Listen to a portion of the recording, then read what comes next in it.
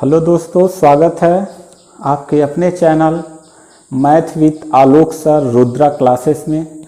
आप सब दोस्तों का स्वागत है। आज का जो क्लास स्टार्ट हो रहा है वो सामान्य हिंदी से हो रहा है, जिसमें आप सभी दोस्त जितने भी वनडे एग्ज़ाम हैं, चाहे वो यूपीपी हो, यूपीएसआई हो, बैंक हो, रेलवे हो, एसएससी हो, ठीक है, एसएससी सीजीएल हो, या फिर जितने भी कम्पिटेटिव एग्ज़ाम हो, टेट हो, सुपर टेट हो या बीएड एंट्रेंस एग्ज़ाम हो, जो भी हैं, आप जिस कम्पिटेटिव एग्ज़ाम की तैयारी कर रहे हैं वहाँ पे हिंदी अगर आपसे पूछा जाता है आपके परीक्षा में, तो आज हिंदी शुरू हो रहा है, चैप्टर वाइज शुरू होगा, बिल्कुल शून्य से लेके और लास्ट तक बिल्कुल हिंदी जो है वो चैप्टर वाइज आपको पढ़ाया जाएगा। तो आज का क्लास स्टार्ट करने से पहले मैं आप लोगों से ये ज़रूर कहना चाहूँगा कि आप लोग अगर ये वीडियो देख रहे हैं तो अपने जितने भी संपर्क के लोग हैं उन लोगों तक ये वीडियो ज़रूर पहुँचाएं, ताकि हर चैनल जो है वो मतलब हर पढ़ाने वाला यही चाहता है कि उसका चैनल ग्रो करे। तो मैं चाहता हूँ ये भी चैनल जो है आगे बढ़ाएं आप लोग। तो आइए शुरू करते हैं दोस्तों हिंदी। पहले एक चीज़ हम जान लेते हैं दोस्तों कि कभी कभी हमसे पूछ देता है कि हम हिंदी पढ़ने जा रहे हैं, तो हिंदी जो शब्द है बाबू यही पूछ देता है कि हिंदी किस भाषा का शब्द है। जैसे भाषा आप समझते हैं, संस्कृत है, तेलुगु है, मलयालम है, अरबी है, फारसी है, ठीक है, ये बहुत सारी भाषाएं, अंग्रेजी है, बहुत सारी भाषाएं हैं बोली जाती हैं। तो जब हम हिंदी पढ़ने जा रहे हैं तो सबसे पहले हमको ये जान लेना कि हिंदी किस भाषा का शब्द है। तो देखिए, हिंदी जो है भारतीय किसी भाषा का शब्द नहीं है, भारतीय किसी भाषा का शब्द नहीं है, बल्कि ये फारसी भाषा का शब्द है। फारसी भाषा में हिंदू, हिंदी, हिंदुस्तान, ये तीनों भाषा जो है, हिंदी, हिंदू, हिंदुस्तान, ये तीनों जो शब्द है वो फारसी भाषा का शब्द है। तो यहाँ एक प्रश्न यही तैयार हो गया, आपसे एग्जाम में पूछ देगा हिंदी जो शब्द है वो किस भाषा से लिया गया है, तो फारसी भाषा का ये शब्द है। ठीक है, इतनी बात समझ में आ गई। अब आगे बढ़ेंगे दोस्तों।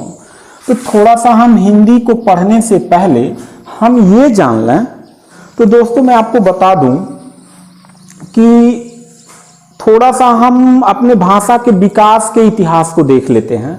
तो आप जानते होंगे कि जब तक हड़प्पा सभ्यता की खोज नहीं हुई थी तब तक हम यही मानते थे कि हमारी सबसे प्राचीन भाषा क्या है, संस्कृत है। लेकिन दोस्तों आप देखे होंगे हड़प्पा सभ्यता, आपको पता होगा कि 2500 ईसा पूर्व से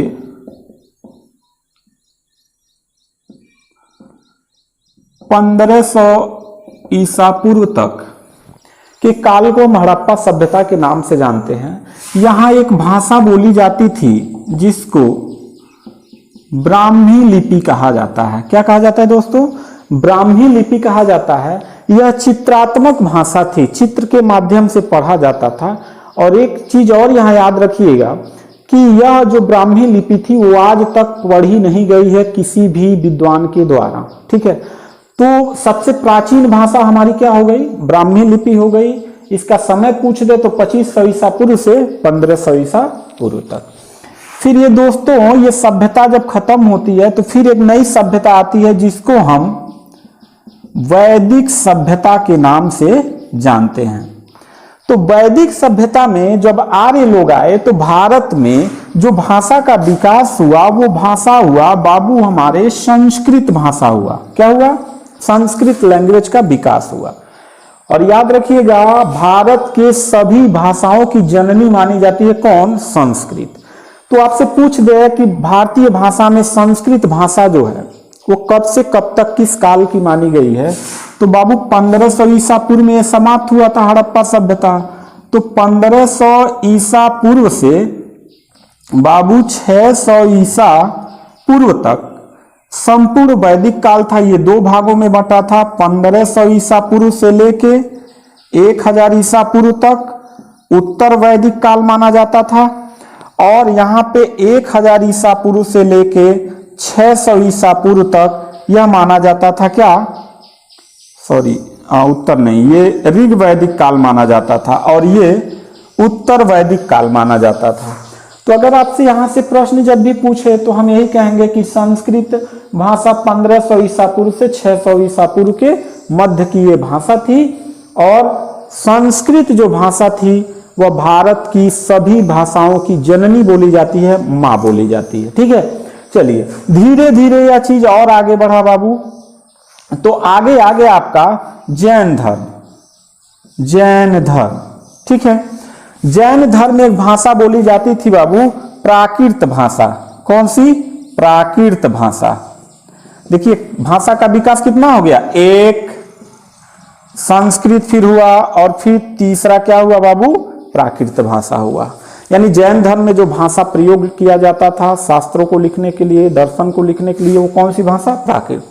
फिर आगे बढ़ेंगे बाबू, उसी जैन धर्म के बाद एक और धर्म आया था जिसको हम बौद्ध धर्म के नाम से जानते हैं। ठीक है, तो बौद्ध धर्म में एक भाषा बोली जाती थी बाबू, पाली भाषा। क्या बोली जाती थी, पाली भाषा। तो ये चौथी भाषा का विकास हुआ।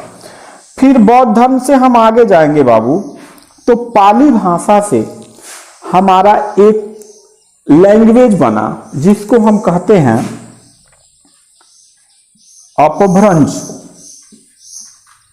अपभ्रंश भाषा।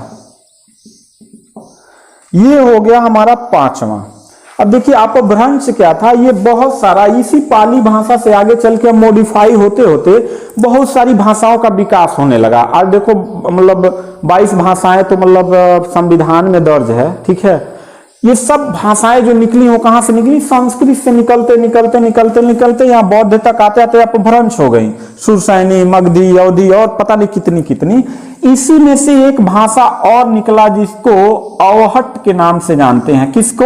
अवहट भाषा के नाम से जानते हैं।